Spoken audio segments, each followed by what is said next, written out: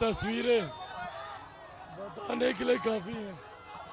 जिस तरीके का जन सैलाब और उत्साह, सैलाब के साथ साथ ये मायने रखता है कि लोग कितने उत्साहित होकर कहीं ना कहीं इन्होंने इसे अपना चुनाव किया। बिल्कुल ये मेरा एमवाई समीकरण है महिला और युवा का।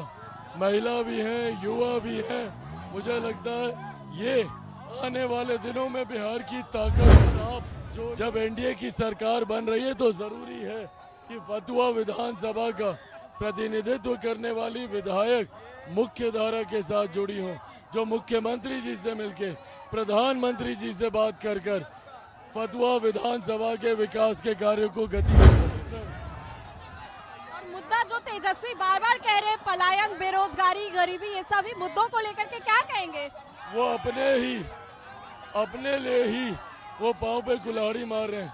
पलायन उन्हीं के जमाने में शुरू हुआ जिसको अब ये डबल इंजन की सरकार पूर्णतः रोके। फतुहा विधानसभा इस वक्त हम लोग मौजूद हैं और यहाँ पर केंद्रीय मंत्री चिराग पासवान जो है वो भी आए हुए। चिराग जी से सीधा सवाल पूछेंगे। मुझे लगता है तस्वीरें बताने के लिए काफी हैं।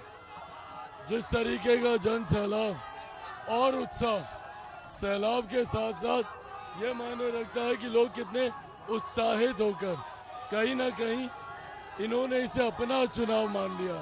और जिस तरीके से हमारी फतुहा से एनडीए की प्रत्याशी, लोक जनशक्ति पार्टी रामविलास की प्रत्याशी रूपा जी यहाँ से चुनाव लड़ रही हैं, ये भीड़ बताने के लिए काफी है कि भारी से भारी मतों से ये यहाँ से जीत रही हैं।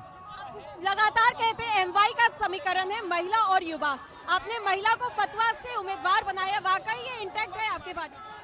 कहती है एमवाई समीकरण मुसलमान यादव, आप हमला भी करते हैं। बिल्कुल ये मेरा एमवाई समीकरण है महिला और युवा का। महिला भी हैं, युवा भी हैं। मुझे लगता है ये आने वाले दिनों में बिहार की ताकत होगी। जो लोग सांप्रदायिकता और जातीयता में हम लोग को बांटकर अपनी राजनीतिक रोटी सेकने का काम करते हैं, उन्होंने सही मायनों में बिहार को बर्बाद किया। मुकाबला इस बार टाइट फाइट है, सामने रामानंद यादव है, यादवों का गढ़ ये है।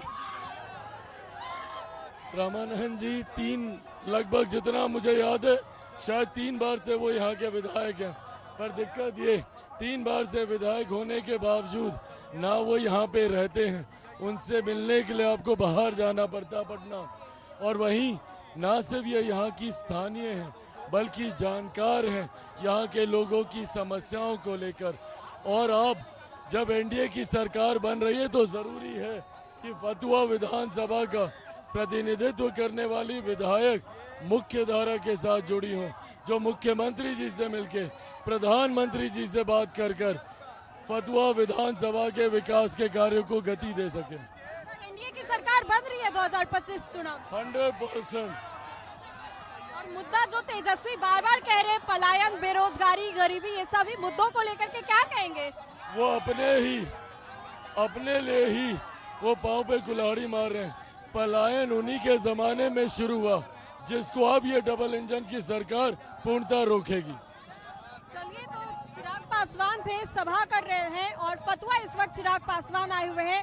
लोगों का हुजूम यहाँ पर साफ तौर पे देखने को मिल रहा है।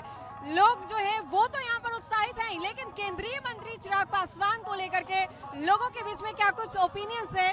चिराग ने क्या कुछ कहा, सीधा हमला उन्होंने बिहार के नेता प्रतिपक्ष तेजस्वी यादव के ऊपर कहा है और जम करके निशाना भी साधा है। तो फिलहाल के लिए खबर में इतना ही। कैमरा पर्सन अकबर के साथ मैं राजनंदिनी, न्यूज़ 4 नेशन, फतुहा। सूरज की पहली किरण के साथ जाग उठा बिहार। हर मत बने नई उम्मीद, हर कदम जिम्मेदारी। न्यूज़ 4 नेशन की अपील, 6 और 11 नवंबर को घर से निकलें, वोट करें और अपने भाग्य विधाता खुद बनें।